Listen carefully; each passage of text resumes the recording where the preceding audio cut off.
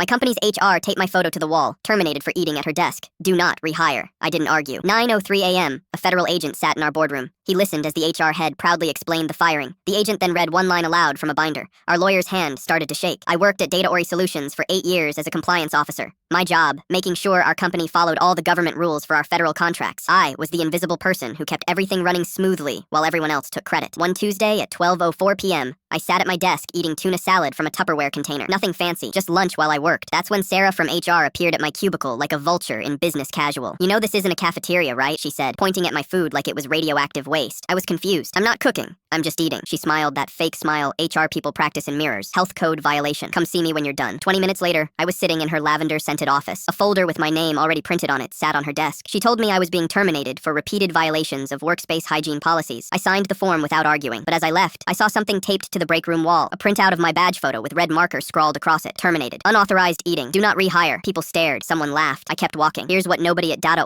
knew. I wasn't just any compliance officer. I was the named monitor on 6 massive federal contracts worth over $160 million. That's a fancy way of saying the government had approved me specifically to oversee these projects. Without me, those contracts had a problem. Before I left the building, I forwarded one email to my personal account, a memo about an unsigned compliance form that had been sitting ignored for weeks. Then, I walked out. That night, I read the contract fine print. Buried in there was Clause 17B. If a named monitor is terminated for internal misconduct during an active contract, the entire grant becomes non-compliant immediately. Federal funds get frozen. By firing me for a policy violation, Data had just triggered a $160 million breach. Within 48 hours, the government agency started asking questions. Where was the replacement monitor? Why wasn't a transition documented? Data scrambled. Their new compliance guy had been there 3 weeks and didn't even have the right clearances yet. The freeze came fast. $40 million locked down, pending investigation. That's when they called the emergency board meeting. At 9:03 a.m., a federal agent in a gray suit walked into the boardroom. Sarah was there, dressed in her best blazer, ready to defend her decision. The CEO asked the agent to explain the situation. Sarah jumped in first, speaking confidently about their zero-tolerance policy for behavioral infractions and how my termination was about professionalism, not performance. The agent said nothing. He just opened his binder slowly and read one sentence aloud. Clause 17B.